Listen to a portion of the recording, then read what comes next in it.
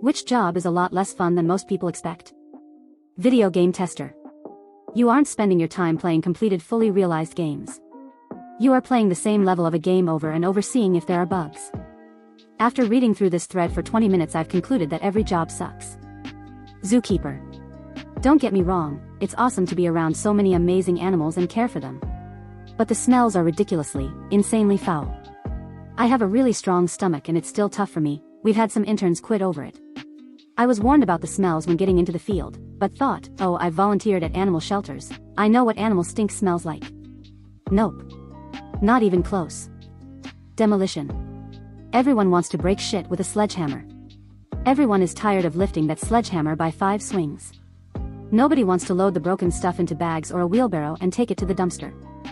I always say the more fun it is to go somewhere, the worse it is to work there, like amusement parks and arcades. Working in an animal shelter. For sure, it's probably less intense than zookeeping, but the amount of people who apply or volunteer expecting to come in and play with cute puppies all day is absurd. We're basically animal maids.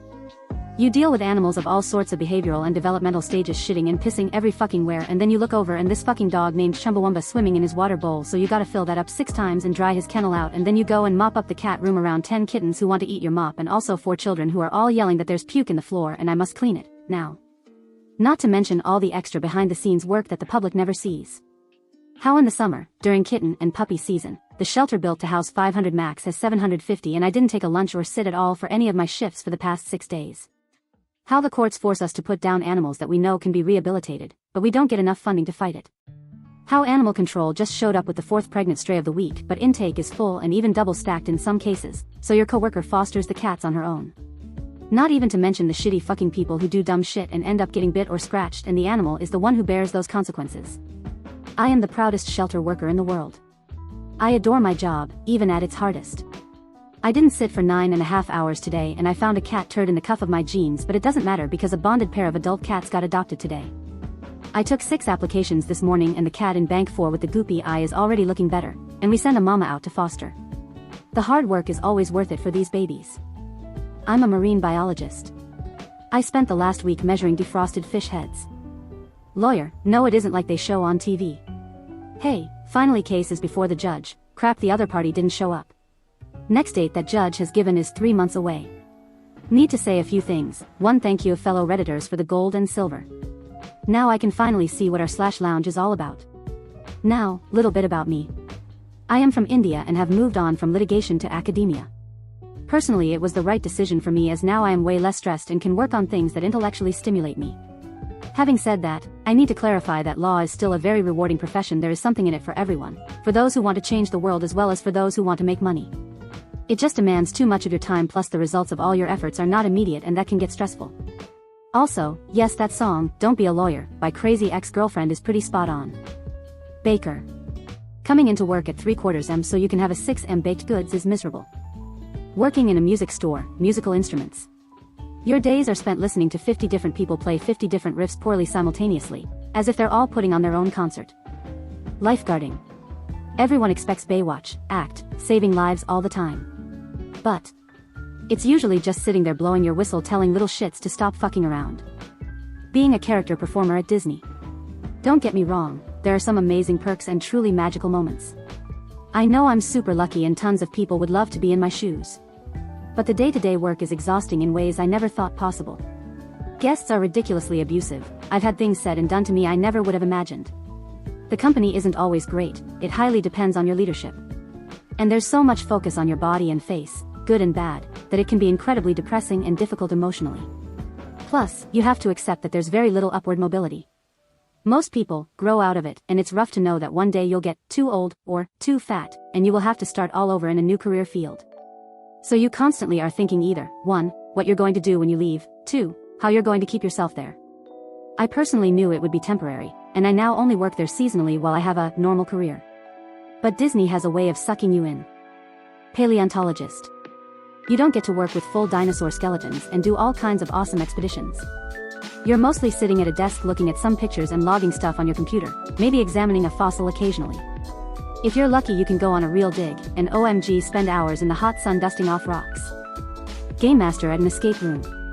It's the same repetitive script, resetting the same stuff, giving clues and hints about the same things. The patrons are often competitive families who argue, obnoxious impatient 13-year-olds, college students who have been drinking, idiots who break shit and touch shit that I specifically told them not to. They never remember your initial instructions. If something gets broken during one group, you have to hurry and fix it before the next group. Google Street View driver. You're all alone for 8+ hours a day, can almost never take a break, need to constantly be on and focused, lest you crash the $25,000 Subaru with $60,000 plus worth of camera equipment on it. You end up becoming an amateur meteorologist to keep track of weather patterns and cloud cover, and in my experience there are a lot of people who just get insanely upset at you, at Google, and the job in general for a wide variety of reasons. I enjoyed myself when I did it, but it was nowhere near as glamorous or fun as I or my friends and family assumed. Pay? $15 an hour, but contingent on hours driven, which were themselves dependent on clear weather to ensure optimal image quality. Why not drive every day no matter the weather? Google got around this problem by making you redrive routes whose pictures turned out subpar.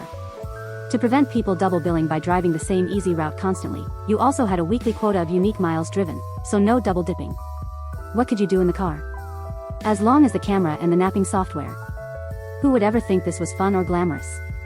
All I can say is, back in 2012 most people I talked to were pretty excited, myself included, about getting the chance to do any work with Google, let alone this cool new project that would let you see what any place on Earth looked like at street level from the comfort of home.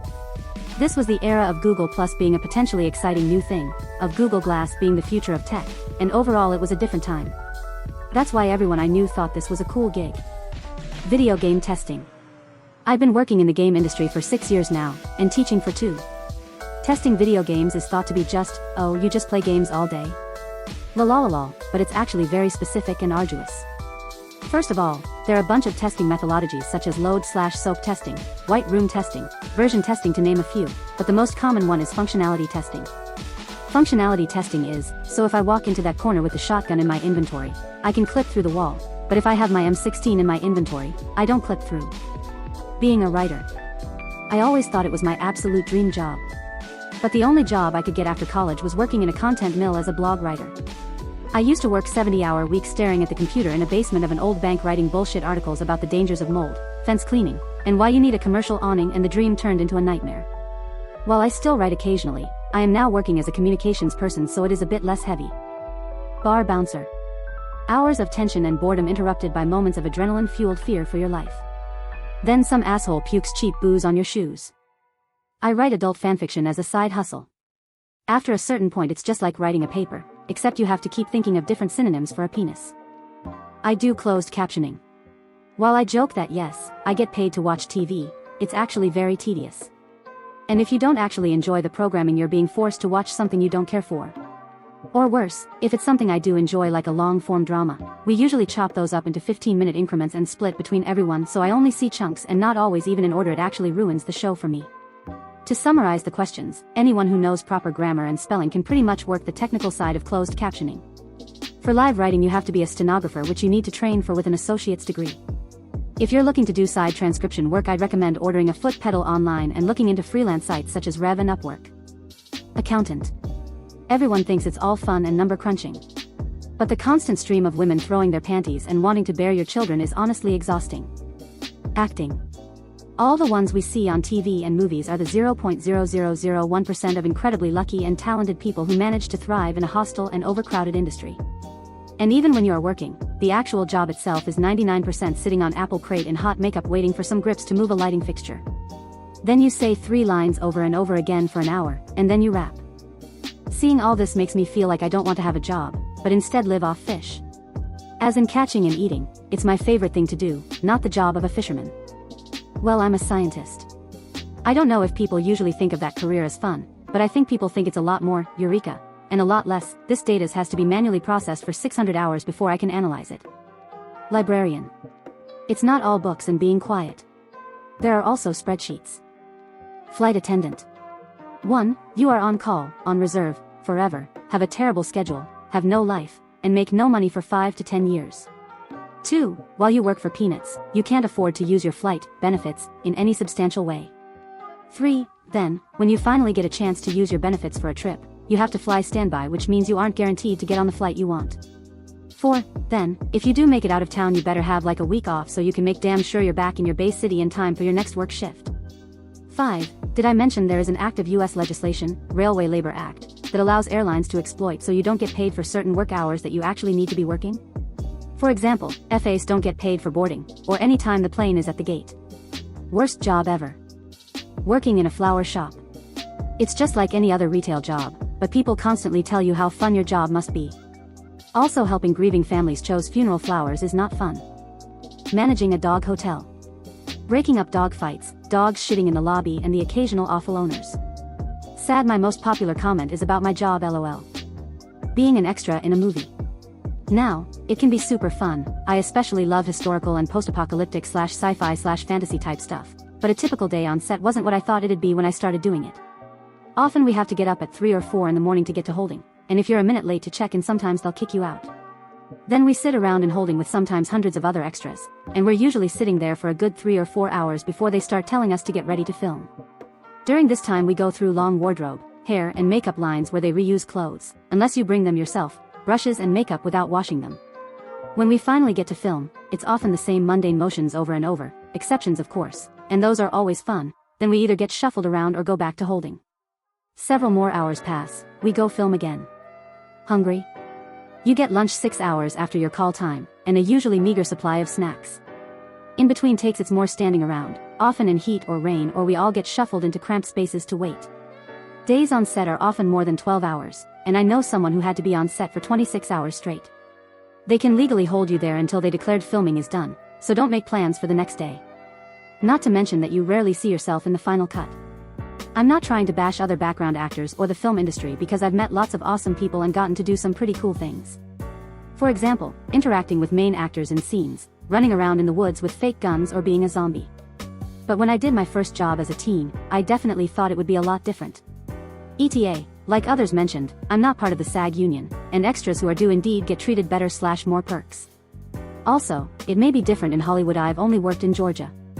I've also been a stand-in, and I like that a lot better because you're treated as the crew rather than, well, as extra. Programming. Please help me.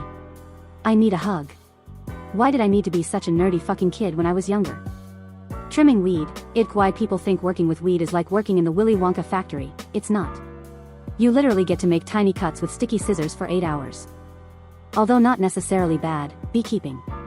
Get used to the constant sound of buzzing during hive inspections / swarm removals, plus wearing the protective suit in hot-ass weather for hours on end, give or take the situation. Also, there appears to be a large number of beekeepers allergic to bees, so EpiPens are a must. Event planner, it's hell on earth when you have a million things going on and you're waiting for everything to come together. I honestly think being a streamer and a YouTuber is a lot less fun than it seems to be, but a lot of people know that by now, still, though it doesn't seem unfun. Barnes & Noble, your job has literally nothing to do with books, and it obviously attracts a lot of that type, myself included. Not a specific job, but traveling for work. I'm in tech, and a lot of people starting out talk about wanting to go to customer sites and get out in the field. I love to travel for fun, but it's hard to fit in the fun stuff when you have presentations and stuff to worry about, and a lot of times your customers aren't in the fun cities anyway. I also think I prefer the stability and day-to-day schedule of traveling less frequently. Veterinarian. Truly shocked that nobody has said this one yet. We have the highest suicide rate of any profession. It's a lot more talking to people about money and a lot less doing medicine and saving animals than people hope going into it. Not all of the animals are grateful. Some of them want to bite you because you're hurting them and they don't know it's in their best interest. Clients can be hugely manipulative jerks. There's lots of student debt. And don't get me started on near constant exposure to low levels of anesthetic gases. I'm a forensic scientist, and it's literally the only thing people ask me about on dating apps. It's very technical work and it's extremely routine. Working at an amusement park.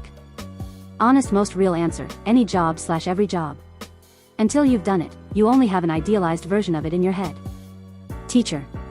Children are psychic vampires. Video editor. The more I do it, the more I can't be arsed. Pilot.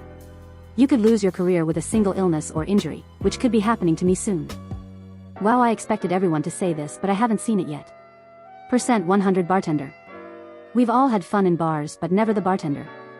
Imagine throwing a house party where you're responsible for everyone and you can't drink yourself. Being a boss or manager of any kind. You think it's gonna be all gravy because you're on top, but there are 2 ways it can go. 1, you're overworked and still not getting paid enough for this *T. 2, no one is paying attention to your work because you are the boss, so you don't actually have to do anything, or even have anything to do, so you are just chronically bored out of your skull trying to find something to do that looks like boss work. An artist, time management is very hard.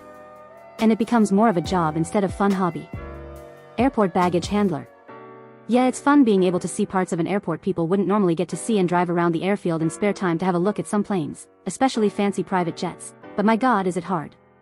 Long hours, no social life, because when you have days off you spend them catching lost sleep. Absolutely horrendous pay for hazardous work. In our training video they showed us the aftermath of someone who had been hit by an ATR 500 propeller and literally just smiled and said, "Don't do this." Also, what some people don't realize is that those bags don't magically appear on the plane. Some are loaded individually by hand, this is called loose load, and not into bins, which is a lot easier. You could be stacking over 200 bags in a space so cramped you can't even be on your knees if you are tall. Some of the bags/cargo can weight over 30 kilograms, so it is physically back-breaking work, and on some days you may not even get a break on a 12-hour shift, and yes, that happens a lot. But the absolute worst part is the bodies. When someone is being sent home to be buried, we are the ones who put the coffin into the hold and tie your loved one down, and it's not easy for us. My most recent coffin was that of a 2-year-old baby, and my god, I was in tears tying that coffin down in the hold. So next time you're packing for that vacation, remember we are down there. Professional photographer. Not like hobbyist, but business-owning photographer. Sucks the love right out of your work. Because you started the business to take pictures. Then Karen doesn't like the way she looks in one of them, so she wants the whole set for free plus a reshoot for free plus those images for free.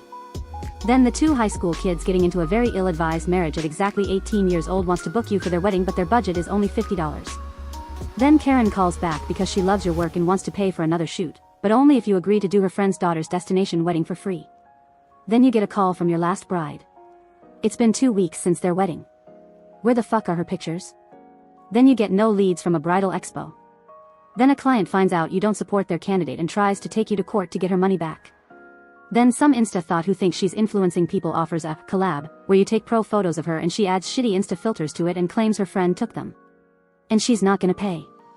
And then you get some entitled mom who wants you to photograph every day of her newborn's first year of life for $100. I went back to being a hobbyist. Teacher. Summer's off, cool. Week for Thanksgiving, cool. 2 weeks for Christmas, cool. Entitled parents, shit. School district and administration wanting you to do 2 different things, shit. The kids, sigh, okay, I love the kids so much, but they absolutely break your heart 100% of the time. There are assholes, sure, those aren't the ones who break your heart. It's those kids you can't help. Whether it's from a shitty home life, bullying, or they just aren't smart. It's those kids who you go above and beyond for, but at the end of the day, you can't be there for them all the time. For me, it was working in horse breeding. I recently got laid off and took a job in horse breeding. It's awful. It's disgusting. It smells. Hands covered in stallion smegma by the end of the day. Ugh. Oh my gosh, build a bear. Weirdest and most frustrating thing. Granted, I didn't make it a super long time in the job, and seeing kids so happy is great. But they are really strict and the bad times get pretty bad. Theme park security guard/ride assistant, yes, they're the same job. People constantly come at you with the stupidest questions and entitled attitude, all the while your bosses force you to work extra hours every day because they don't have the nerve to tell people to go once it's closing time. Programmer. People see it as an anonymous figure typing a few lines of code and gaining access to top secret files. In reality, it's 10% coding and 90% searching your problems on Stack Overflow. Scientist. I promise you, most of the time it isn't anything like the cool lab scenes in the movies. It's slow and frustrating 99% of the time. I still love it though. Monotony and all. Forensics DNA specialists. You think you are going to be Abby Ciuto from NCIS, Wendy Sims from CSI, et al. Working in a cool, open lab, hand in hand with the detectives. Solving crimes, putting away the bad guys. Nope. Just wall-to-wall dick swabs. Big dick, small dick, young dick, old. White dick, black dick, shy dick, bold. Clean dick, crusty dick, cut dick, hole. Spilt dick, pierced dick, shriveled dick, troll. Micro dick, curved dick, mushroom dick, wait. Wah, whoa. So many dicks. Too many dicks. Sorry boss, I'm just gonna go. When I was a kid I wanted to work in a chocolate factory really bad. I thought that it would be so cool to work in the chocolate factory that I was ready to work there for free. When I turned 16, my dad somehow managed to get me a job for 1 month in a chocolate factory near my house. Apparently I had never seen the inside of this factory. I only got the smell of cocoa when I passed near it. When I went there were no chocolates but just tons and tons of dirty cocoa powder. I'm not kidding, there were cockroaches too, and they apparently just made the raw industrial chocolates in shape of huge cubes, and the whole commercial manufacturing was done in another unit. It was so dirty and tedious job, I can't explain. After working there for 2 weeks I left the job, and still the smell of chocolate gives me flashbacks and I dread of ever visiting that place. Farming. At least in my experience it's a rough and thankless way to make a living with no days off and no management to cry to when there's a problem. My dad is in the hospital and isn't doing well, can I take a couple days off? The plants. Also, everyone thinks you have the cushiest job ever. Everything is automated now, isn't it? You get tons of bailouts and subsidies and whatnot, right? You get 3 months in winter off, right? 1. Maybe out west where they're growing 1 billion acres of corn in one field, so the robot tractors can't really get confused and such a machine would actually pay for itself. 2. Only if you're in Iowa growing ethanol corn. 3. It's 3 months of building and equipment maintenance with no pay. It's the exact opposite of a paid vacation, but it goes for months. No, we don't go to Hawaii. TV/film production. I think most people dream of being the actor, the director, the people making the creative decisions, or the big shot producer calling the shots, but most of the people working in TV and film production are part of a machine, the grind, working in a system, trying to climb up to wherever they want to be.